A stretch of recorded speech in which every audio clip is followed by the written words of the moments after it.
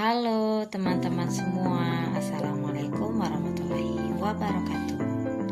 Baiklah, pada pertemuan kali ini kita akan sama-sama membahas tentang prinsip asesmen pada anak usia dini. Asesmen pada PAUD merupakan proses pengumpulan informasi mengenai perkembangan pada anak usia dini. Asesmen di sini bukan hanya pemberian nilai angka ya teman-teman, tetapi untuk memahami perkembangan anak secara menyeluruh. Adapun selanjutnya tujuan dari asesmen pada pendidikan anak usia dini, perlu kita ketahui ada 4 macam poin tujuan asesmen pada pendidikan anak usia dini. Yang pertama itu mengetahui capaian perkembangan anak, yang artinya mengetahui sejauh mana kemampuan anak sudah berkembang. Salah satu contohnya yaitu anak mampu mengelompokkan warna dan menghitung 1 sampai 10. Selanjutnya yang kedua yaitu mendeteksi hambatan sejak dini, yang artinya mengetahui jika ada keterlambatan atau kesulitan perkembangan yang terjadi pada anak. Salah satu contohnya yaitu anak belum mampu berbicara jelas di usia 5 tahun. Lalu guru akan menyarankan stimulasi atau terapi lebih lanjut atas tindakan yang harus dilakukan terhadap anak itu sendiri. Selanjutnya yang nomor 3 yaitu menyusun rencana pembelajaran. Artinya hasil asesmen yang digunakan untuk merancang kegiatan yang sesuai dengan kebutuhan anak. Contohnya yaitu karena banyak anak yang belum bisa mengantri atau belum terbiasa untuk bergilir, maka guru merancang kegiatan atau permainan yang mengharuskan anak itu sendiri untuk bergilir, sehingga anak itu mempunyai kemampuan untuk melakukan kegiatan yang seperti mengantri. Selanjutnya yang keempat yaitu memberikan laporan pada orang tua. Artinya menyampaikan perkembangan anak secara jelas dan objektif kepada orang tua. Contohnya guru menjelaskan bahwa anak ini sudah mandiri makan sendiri, tetapi masih perlu latihan dalam mengelola emosi. Nah, hal semacam ini harus kita sampaikan kepada orang tua agar selama di rumah orang tua ini bisa mengajari atau melatih dan menstimulasi anak ini sendiri. Ya, dapat disimpulkan asesmen pada pendidikan anak usia dini adalah untuk memahami perkembangan anak secara menyeluruh, mendukung perencanaan pembelajaran yang tepat, serta memberikan informasi yang akurat kepada orang tua. Selanjutnya sampai kepada materi inti yaitu prinsip-prinsip asesmen pada PAUD. Jadi dalam asesmen ini sendiri tentunya selain tujuan terdapat juga prinsip-prinsip asesmen ya teman-teman. Di sini ada 8 prinsip asesmen pada pendidikan anak usia dini. Yang pertama edukatif, yang kedua autentik, yang ketiga objektif, yang keempat akuntabel, yang kelima transparan, yang keenam berkelanjutan, yang ketujuh individual, dan yang terakhir holistik. Edukatif artinya asesmen harus mendukung proses belajar dan memberikan pengalaman positif bagi anak. Adapun contohnya yaitu guru mengamati anak saat bermain balok.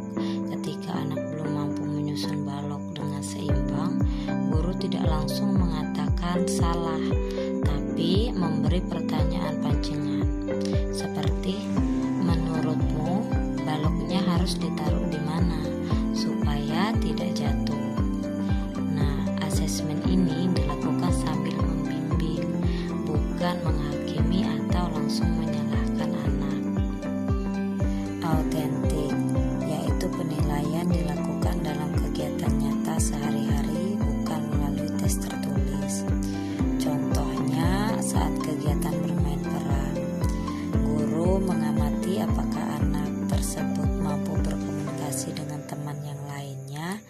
dan apakah ia mampu menunggu giliran dalam permainan tersebut. Jadi guru mencatat hasil pengamatan tersebut dalam catatan anekdot. Objektif yaitu penilaian berdasarkan fakta yang diamati, bukan opini pribadi dari guru itu sendiri. Artinya yang tidak objektif itu guru mengatakan anak ini malas dan kurang pintar, tetapi yang objektif itu guru mengatakan anak ini belum mampu menyelesaikan kegiatan menggambar dan meninggalkan meja sebelum selesai. Nah, penilaian ini berdasarkan perilaku yang guru lihat itu sendiri. Akuntabel, yang artinya hasil asesmen dapat dipertanggungjawabkan dan didukung oleh bukti yang kuat. Contohnya, guru menyimpan foto kegiatan anak, hasil karya anak, catatan perkembangan. Ketika orang tua bertanya, guru menunjukkan portofolio sebagai bukti perkembangan pada anak itu sendiri. Transparan, yang artinya hasil asesmen dapat diketahui dan dipahami oleh orang tua. Contohnya, setiap akhir semester guru menjelaskan laporan perkembangan anak kepada orang tua, baik secara lisan maupun tertulis. Misalnya, Ananda mampu mengelompokkan benda berdasarkan warna dan bentuk, tetapi masih perlu bimbingan dalam menunggu giliran. Nah, bahasa yang disampaikan atau yang digunakan untuk berkomunikasi kepada orang tua itu harus dengan jelas dan mudah dipahami oleh orang tua. Berkelanjutan, yaitu asesmen dilakukan terus-menerus, bukan hanya sekali ataupun 2 kali. Contohnya yaitu guru mengamati kemampuan berhitung anak selama 1 bulan melalui kegiatan bermain angka, bermain jual beli, lembar kegiatan perkembangan dicatat dari waktu ke waktu untuk melihat kemajuan anak itu sendiri. Individual, yang artinya menghargai perbedaan perkembangan setiap anak. Contohnya, pada anak kelas A sudah bisa membaca buku suku kata sederhana, sedangkan pada anak B itu masih mengenal huruf. Nah, guru tidak membandingkan keduanya, akan tetapi memberikan stimulasi sesuai tahap perkembangan masing-masing. Holistik, yang artinya menilai seluruh aspek perkembangan, bukan hanya menilai akademik. Contohnya yaitu saat kegiatan eksperimen sederhana, misalnya membuat gunung meletus dari baking soda. Guru menilai kognitif, yaitu memahami sebab akibat. Bahasa, yaitu kemampuan menjelaskan. Lalu sosial, yaitu anak itu mampu atau tidak bekerja sama. Dan motoriknya, apakah anak itu mampu memegang atau menemukan bahan yang ada pada proses eksperimen itu sendiri. Baiklah, dapat disimpulkan sebagai pendidik pada pendidikan anak usia dini, kita guru atau pendidik harus memahami bahwa setiap anak itu unik dan berkembang sesuai tahapannya.